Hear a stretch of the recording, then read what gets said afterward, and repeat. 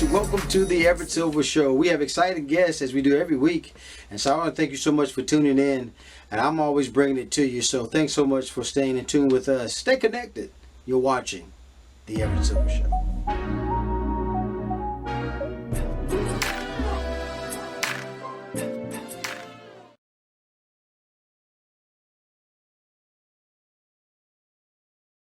Hi, Everett.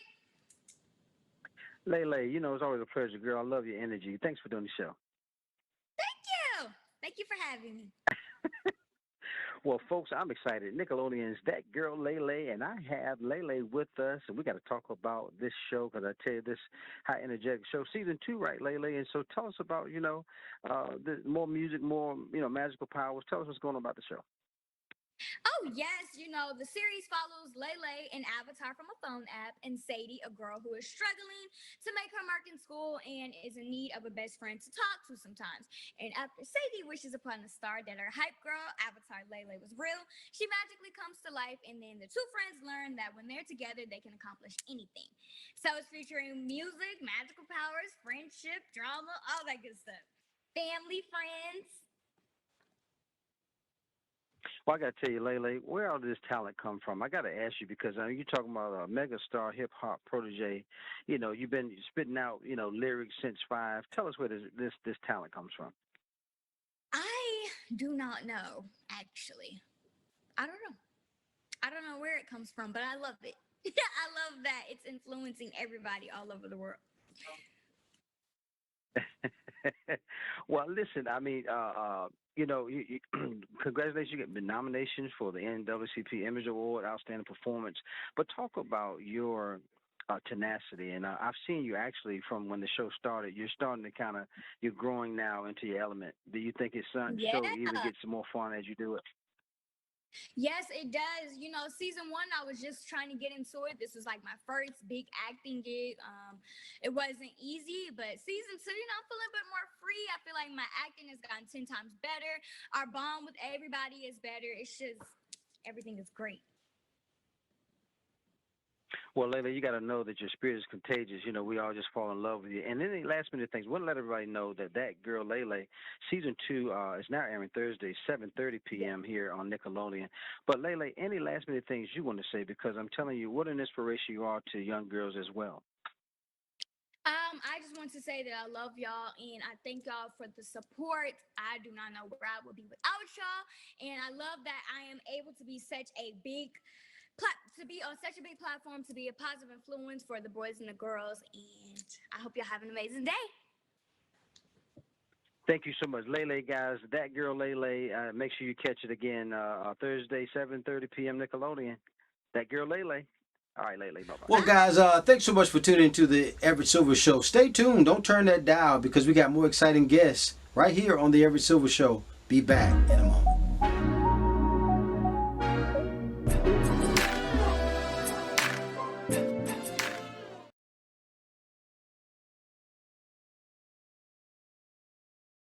Okay.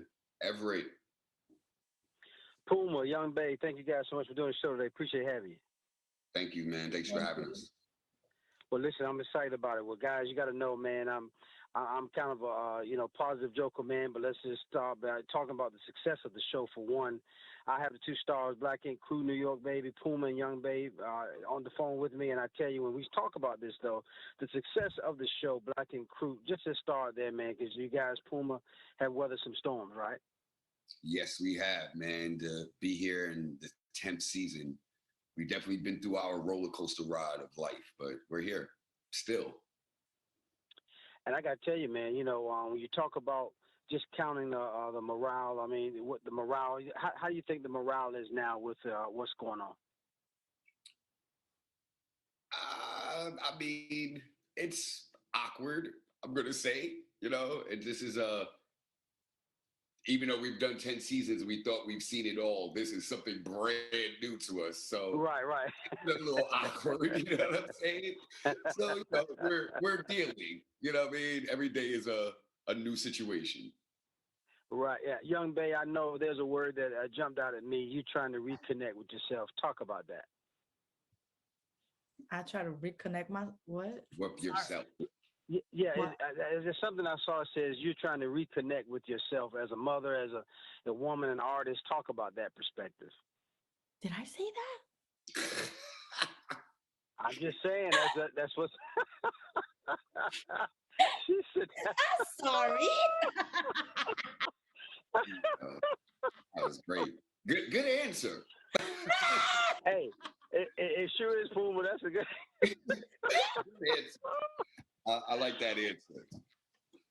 Well, I got to tell. I mean, I see. I mean, I look at you. You're trying to be a mentor of the shop. Talk about it from that perspective. It's like you're trying to change the game in a positive direction.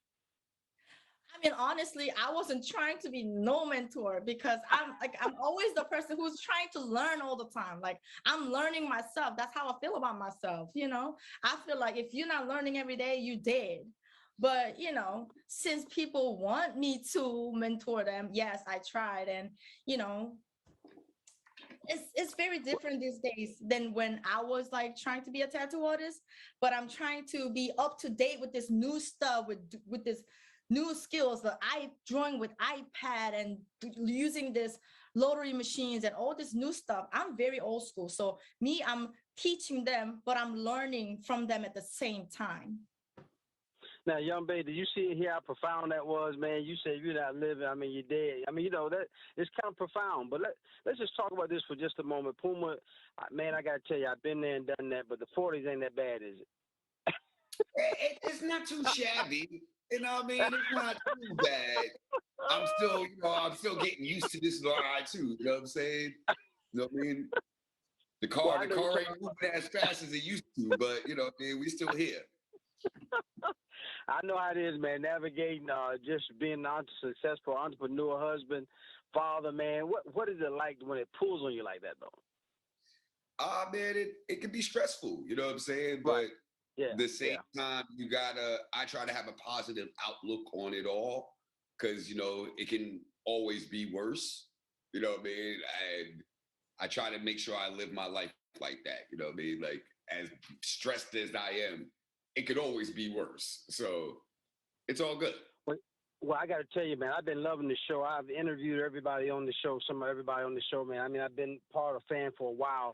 What you guys expecting when you talk about this new season you're stepping into? We want everybody know that I believe it's on the 18th.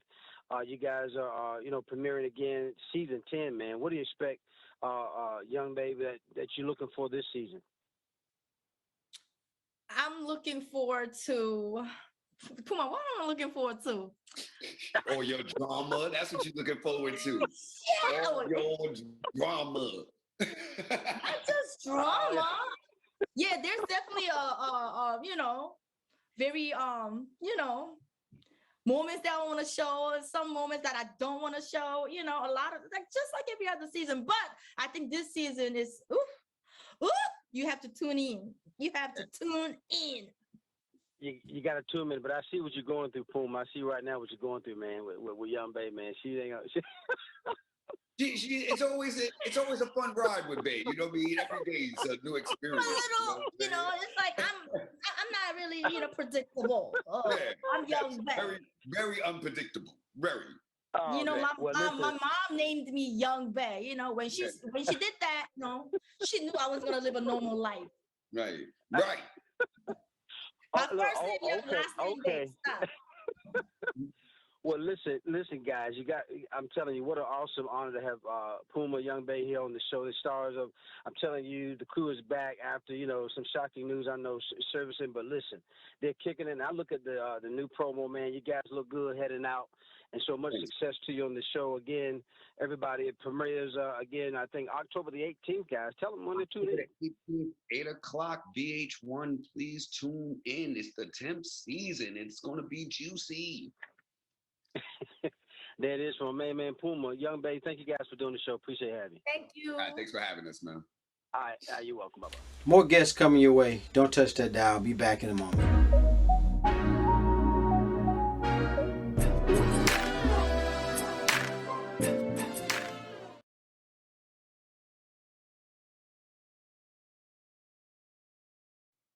Hey, Everett. Hey, Blanca, what a pleasure to have you on the show today, and thanks so much for doing it. Oh, thank you for having me. Well, folks, I got to talk about the new album from Blanca, The Heartbreak and the Healing. I got the award-winning Curve Word Entertainment recording artist Blanca is here. Got to talk about her highly anticipated album after, and also celebrating her Puerto Rico roots from Hispanic Heritage Month. And so, again, want to welcome you. Let's talk about this album, Blanca, because, you know, I love the storyline of just what has taken place with it from between hurt and redemption. Let's talk about it. Yes, I agree. I think a lot of the times through my music, I try to be very honest and vulnerable through the songs and just talk about my journey. And so this album is no different.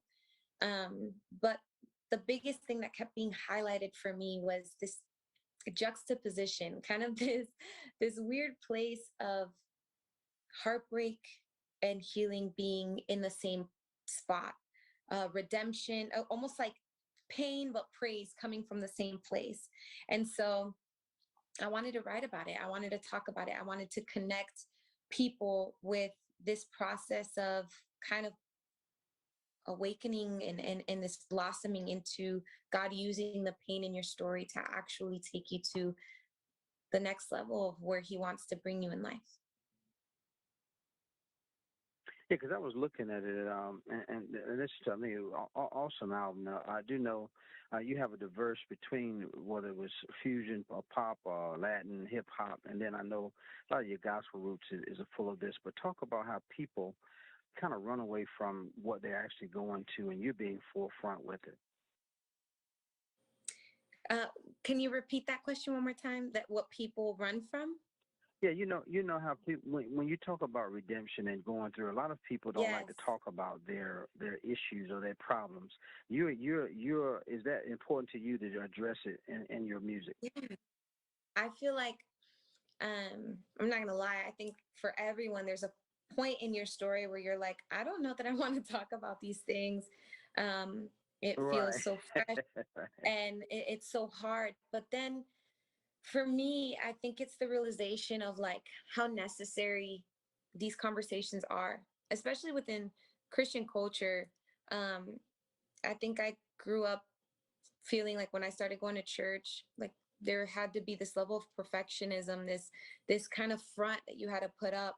Um, but I'm learning as an adult, I'm like, it's so necessary to show those flaws. It's necessary to talk about the pain. It's necessary to talk about hard things because it's not that any of us are exempt from it, right?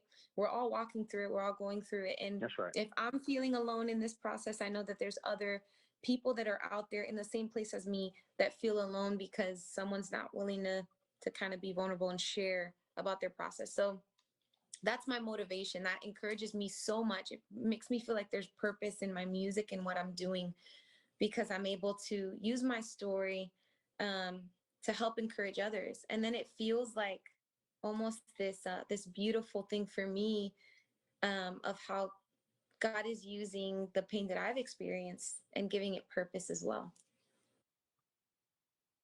You know, Blanca, even as I hear you talk, I was listening to the chart topping, even at my worst. But something about you now, you're just talking to you, because part of your album is talk about the healing as well as heartbreak. But I hear that you really, I just feel a peace and hear a sense of peace about you now.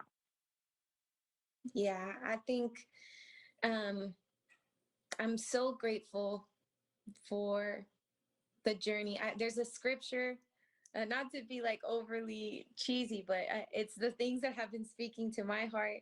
And there's a scripture that says, count it all joy when you go through trials. And I would always read that like, how can you find joy from this place of just pain? But now I get it. I'm Right. like, I'm the person that I am today, the growth that has happened because of this journey. I'm like, I don't take anything. I wouldn't change anything because in all honesty, it's made me who I am. It's helped me find peace and find gratefulness in the midst of chaos. And yeah, I definitely feel like I've grown a lot from kind of these hardships in my life. You have some great people on the album. I know the healing features Dante. Um, but you also have, I think you did a song "New Day" with Jacqueline Carr. You got some nice songs that are on here. Any that you particularly like the most? I think you just named my out of my top five. Those are both in the top. I love New Day so much. It's one of my favorite songs on the album. Jacqueline is absolutely amazing. She's a powerhouse gospel singer, 24 years old, just rocking it. Boss. I love her so much, and was grateful that she was part of the album. And then Dante, he was one of the voices that kind of walked me through my divorce. Just listening to some of his Hmm. older songs that I really needed to walk through my healing process. So the full circle moment of having him be on the album was beautiful. And I have some surprises. I'm coming out with the Heartbreak and the Healing, kind of like a deluxe album early next year, and I have another featured artist, someone that I admire so much. So he's going to be on the album as well. So more surprises to come with these features, but I'm so grateful for everyone that said yes to being a part of my album. Well, I got to tell you, Blanca, you're doing something right. Over 108 million streams, over 41 million YouTube. So you're doing something right. Want to let everybody know too, as well. The Heartbreak and the Healing is a new album that's available right now. So you might want to make sure you pick it up. I'm enjoying it, and I tell you, I love the videos, especially like you said, what you're doing. Any last minute things you want to say?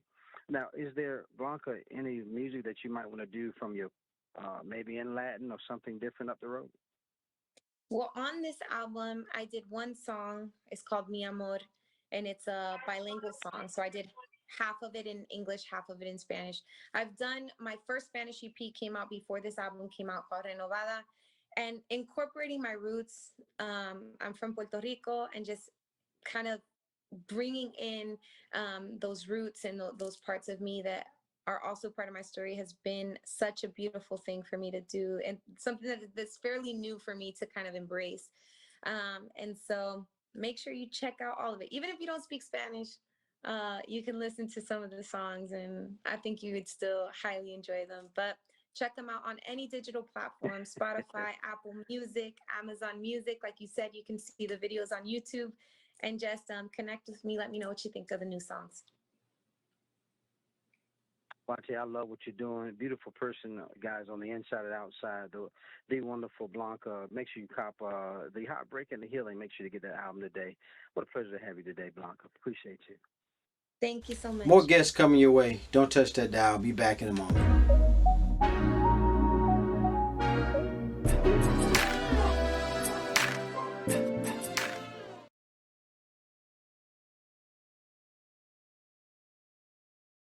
Everett.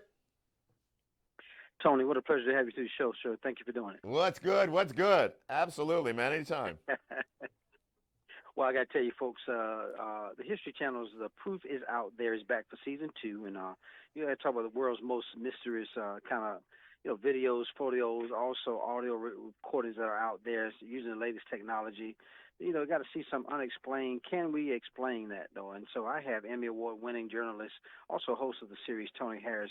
Again, Tony, what a pleasure to have you. Let's talk about what separates you from what's fake and what's real, man. Yeah, I think yeah, exactly. I am real. Hi. No, Everett, I think it's, we've been really lucky here. You never know if a show is going to make it, right? So you try it, and the folks at History Channel know their audience so well. And they knew that there was a lane available to them to create a show that really explored what people were capturing on their phones, right? And so they decided that they'd create this format, and the brilliance of the show is the format. Take me out of it. The brilliance of the show is the format, where people would send in their videos. So we tell folks at the end of every episode to keep those cameras rolling, right? And they send us their videos, Right. and then we analyze it. But we do more than analyze it. In some cases, we can apply a little timestamp and a little historical backstory to the videos that we get, and then we turn them over to our experts, and we've got theoretical physicists on the show. We've got, my goodness, we've got video forensic analyst, audio forensic analyst, And these are serious-minded people who take their work in this space seriously. You know, there was a time when folks who explored these anomalies and these humanoids, and you know, they were marginalized and they were called kooks. And now we're moving closer and closer to the mainstream with this material. And what I like to say is at the point at which you start to have congressional hearings about this material, where you've got pilots saying we don't know what we're seeing in the skies here. I mean, this is serious, and we should take it seriously. I mean, there's some possible national security implications to some of this material. So I think we're on with a show that's meeting the moment and meeting people's curiosity. And certainly, it's a challenge to me. And you know, I'm a curious person by nature, so I'm thrilled with the journey. Well, I got to tell you, you're talking about spanning over 70 years. You're talking about the ranges from videos, but I saw some of the footage of some of, and I tell you, it is just unreal. I know there was one that it talked about some creature haunting sharks and the bite marks just from a huge shark itself.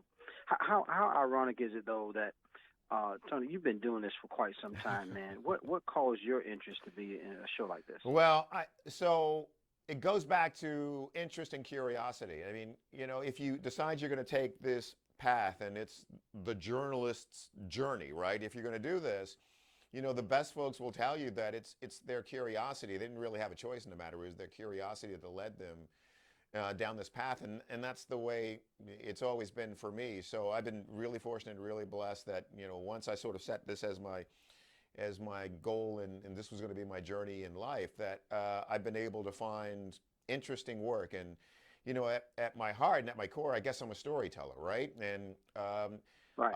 From the journalism side, and I've had, you know, great opportunities with CNN, working with Al Jazeera, covering the Middle East when the Arab Spring was happening, and that was the biggest story on the planet. So I've just sort of kept an open mind and been open to opportunities and the challenges in the career, and being a black man in the career.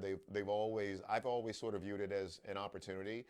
And I've just tried to be, you know, ready for that moment. And so when this opportunity came along to essentially put my tiny little flag in the ground in this space, right, of anomalies and UFOs and UAPs, and I said, well, let's go with it. Let's trust your instinct, and let's trust where your curiosity takes you. And you know, this is one of those happy marriages where the moments have come together beautifully.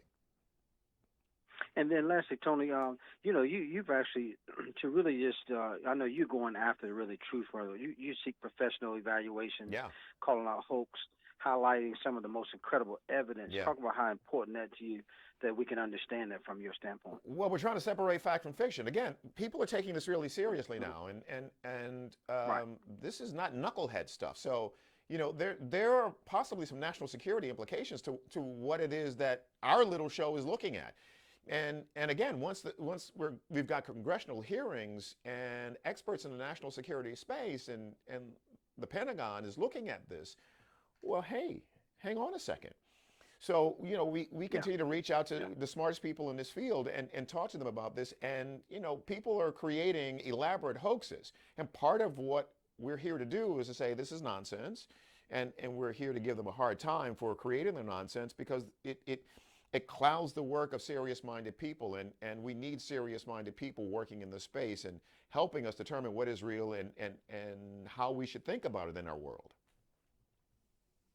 Well, I got to tell you, I always appreciate your, been following your career a while, but I love what you did with the ID series, Hate in America, but all of your coverage. Well, yeah, it's always something that, but again, guys, I want to make sure everybody knows the proof is out there. Season 2 airs Friday nights, I believe, at 10 p.m. on the History Channel.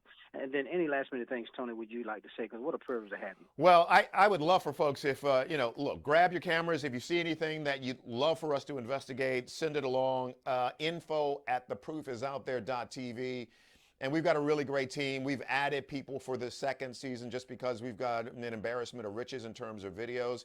But if you see something that you think is curious to you, you'd like us to investigate, send it along. We'd appreciate it. And guys, make sure, again, you tune in. The Proof is Out There, Season 2, Friday nights, 10 p.m., the History Channel, Emmy Award-winning journalist and host Tony Harris. Thank you, sir, for doing Everett, the show. appreciate it. Thank you. Thanks for having me. More guests coming your way. Don't touch that dial. Be back in a moment.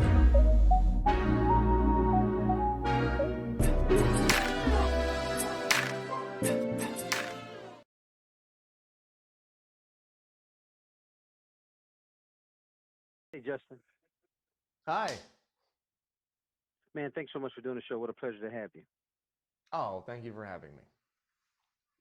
Well, folks, actor, filmmaker, author Justin Baldoni, he kind of introduces Boys Will Be Human, and it's his self-esteem building guidebook for boys. So let's talk about this new book, Justin.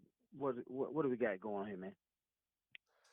This is a book for, I say, boys 11 to 100. It's kind of the book that I never got growing up.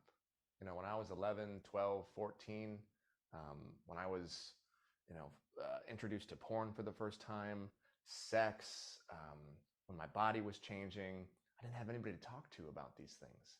And I felt like I was alone and I was the only one going through it. And so I kind of wrote a book from the perspective of being an older friend, a brother, so that I could help young boys navigate a really complex and trying time in their lives. Because the goal is that young boys realize that who they are as they are is enough, and all of their feelings, all of their emotions make them full dynamic human beings. If our boys can't become safe spaces for themselves, then the women in their lives and queer and trans folks, I mean, the world will never be safe. Well, I got to tell you, man, every father is probably appreciating you right now because, some of these hard conversations. But there are things in your book talk about, am I going to be brave enough, smart enough, or cool enough? These are all types of emotions that are centered around it. How do you, look to focus and capture the audience with that? I think it's about redefining what things like bravery and strength really look like. When we talk about Right. bravery, we always think about the guys running into burning buildings and saving lives. And that's true. That is bravery. But what about emotional bravery?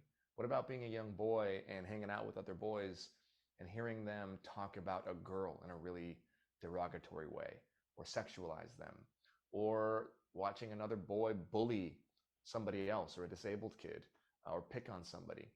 What about emotional bravery, where we encourage that boy to stand up to his friends, to the other boys, despite what might face him? This is an example of talking about like what true bravery and emotional bravery actually should look like, what we should be encouraging in our boys to grow up as men. Not boys that just follow the leader, boys that stray and will sacrifice their standing with their own gender, will sacrifice their standing with the group to do the right thing.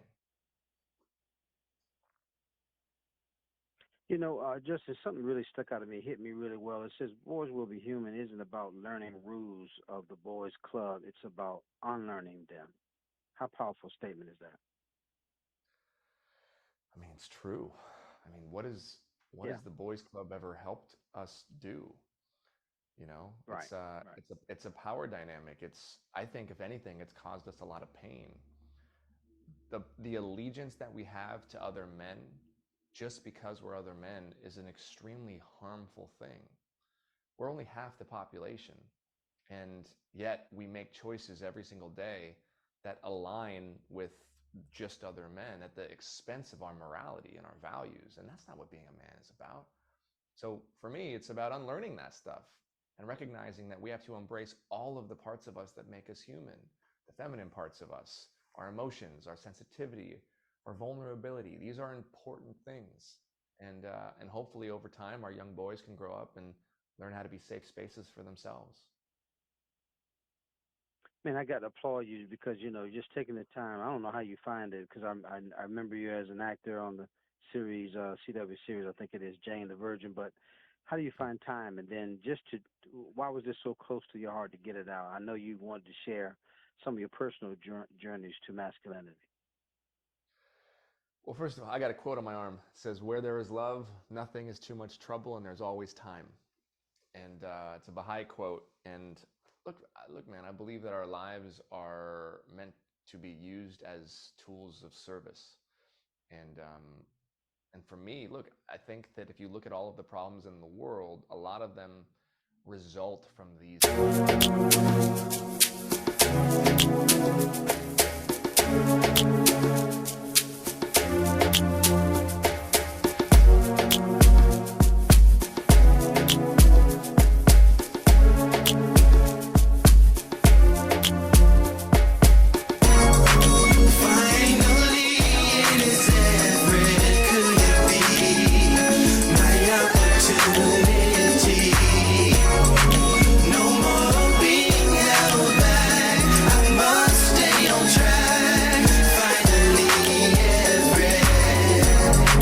Seems like forever is coming. I can't believe it's happening to me.